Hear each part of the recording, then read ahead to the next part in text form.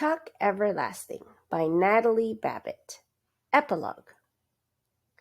The sign said, "Welcome to Treegap," but it was hard to believe that this was really Treegap. The main street hadn't changed so very much, but there were many other streets now crossing the main street. The road itself was black-topped. There was a white line painted down its center. May and Tuck, on the seat of a clattering wooden wagon, bumped slowly into Treegap behind the fat old horse. They had seen continuous change and were accustomed to it, but here it seemed shocking and sad. "Look," said Tuck. "Look, May, ain't that where the wood used to be? It's gone, not a stick or a stump left. And her cottage, that's gone too." It was very hard to recognize anything, but from the little hill which had once lain outside the village and was now very much a part of it, they thought they could figure things out. "Yes," said May, "that's where it was, I do believe. Course it's been so long since we was here, I can't tell for certain." There was a gas station there now. A young man in greasy coveralls was polishing the windshield of a wide and rusty Hudson automobile. As May and Tuck rolled past, the young man grinned and said to the driver of the Hudson, who lounged at the wheel, "Looky there, in from the country for a big time." And they chuckled together. May and Tuck clattered on into the village proper, past a Catholic mixture of houses, which soon gave way to shops and other places of business. A hot dog stand, a dry cleaner, a pharmacy, a 5 and 10, another gas station, a tall, white-framed building with a pleasant veranda, the Treegap Hotel, family dining, easy rates, the post office. Beyond that, the jailhouse, but a larger jailhouse now, painted brown, with an office for the county clerk.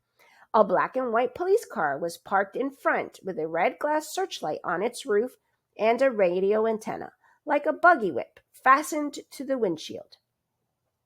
May glanced at the jailhouse, but looked away quickly. "See beyond there," she said, pointing. "That diner? Let's stop there and get a cup of coffee. All right?" "All right," said Tuck. "Maybe they'll know something." Inside, the diner gleamed with chrome and smelled like linoleum and ketchup. May and Tuck took seats on the rumbling swivel stools at the long counter. The counterman emerged from the kitchen at the rear and sized them up expertly. They looked all right. A little queer, maybe, their clothes especially, but honest. He slapped a cardboard menu down in front of them and leaned on the foaming orangeade cooler. "You folks from off?" he asked. "Yep," said Tuck, "just passing through." "Sure," said the counterman. "Say," said Tuck cautiously, fingering the menu, "didn't there used to be a wood once down the other side of town?" "Sure," said the counterman.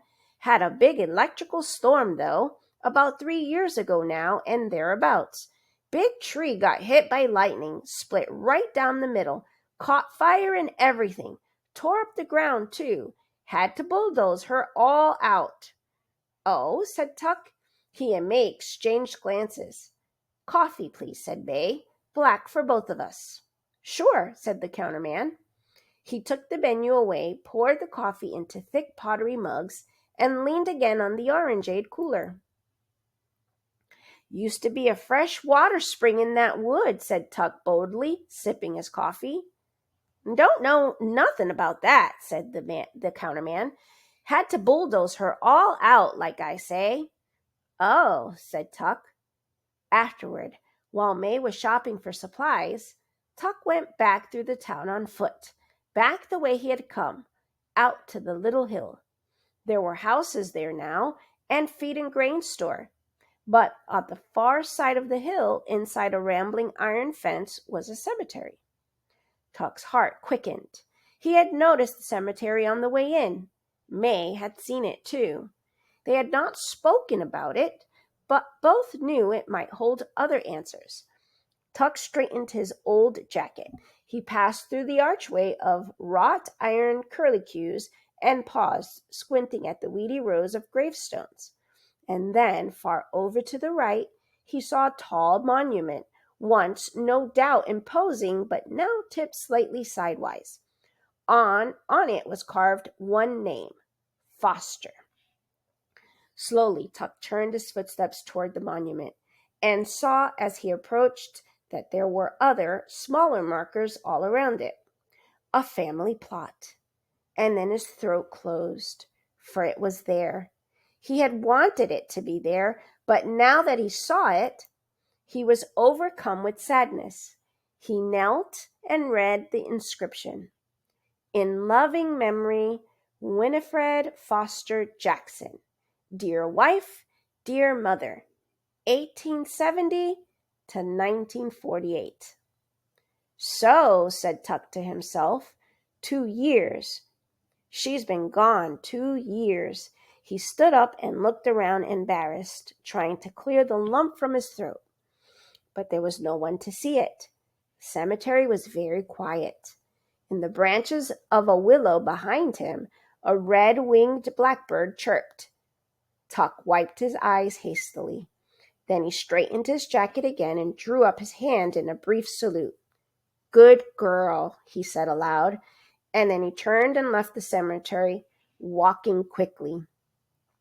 Later, as he and May rolled out of Treegap, May said softly without looking at him, She's gone? Tuck nodded. She's gone, he answered. There was a long moment of silence between them, and then May said, Poor Jessie. He knowed it, though, said Tuck. At least he knowed she wasn't coming. We all knowed that long time ago. Just the same, said May.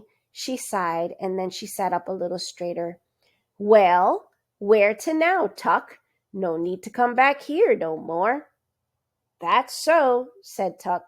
Let's just head on out this way. We'll locate something. All right, said May, and then she put a hand on his arms and pointed. Look out for that toad. Tuck had seen it, too. He reined in the horse and climbed down from the wagon. The toad was squatting in the middle of the road, quite unconcerned. In the other lane, a pickup truck rattled by, and against the breeze it made the toad shut its eyes tightly. But it did not move. Tuck waited till the truck had passed, and then he picked up the toad and carried it to the weeds along the road's edge.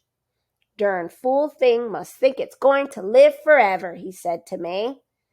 And soon they were rolling on again, leaving Treegap behind, and as they went, the tinkling little melody of a music box drifted out behind them and was lost at last far down the road.